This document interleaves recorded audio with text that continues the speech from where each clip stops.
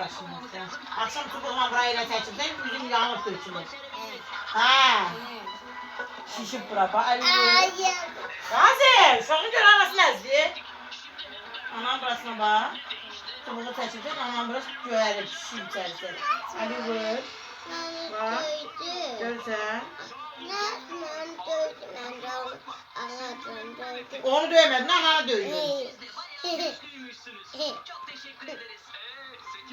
Elini şıkallar, şıkallar, uy başı sen alsın. Bura oranı dövürsen ki buranı dövürsen ağlayır.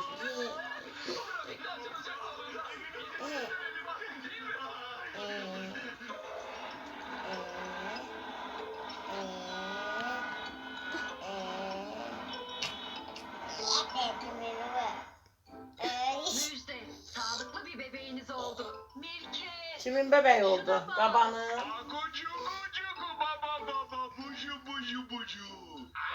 Bebek konuştu. Çok zeki olacak demek ki. Aynı benim gibi. Ohoy, yok ben konuştum. Bebeğinize bir yarım satmaya gelmiştim. Oo, yarım aldın mı? Teşekkür ederim Necati. Yok canım, altın değil, yarım döner. Aslında tam döner takacaktım ama yarısını dayanamadım, yolda yedim. Ohoy.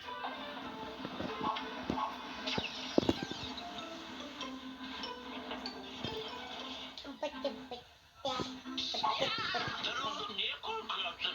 Bir şey diyecektin. Amca kediyim ben. Pis diye yaklaşılır mı hiç kediye? Bak dinle beni. Güzel hikayeler iki şekilde başlar. Ya biri bir yolculuğa çıkar ya da şehrin bir yabancı gelir. Amca bu hikayelere Dersin şalvarı. Şalvar dersin yere patıklayınlarsan. Dur şalvar değil.